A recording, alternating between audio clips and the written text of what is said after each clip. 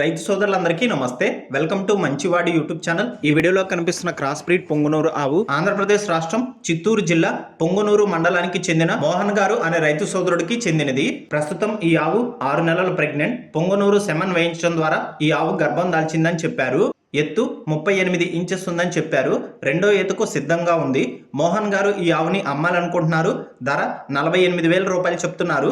ధర తగ్గించే అవకాశాలు కూడా ఉన్నాయని చెప్పారు. మీలో ఎవరైనా ఈ ఆవుని కొనుక్కోవాలనుకున్న వారు రైతు ఫోన్ నంబర్ ఈ వీడియో క్రింద ఇవ్వడం జరిగింది. కాంటాక్ట్ అవ్వండి.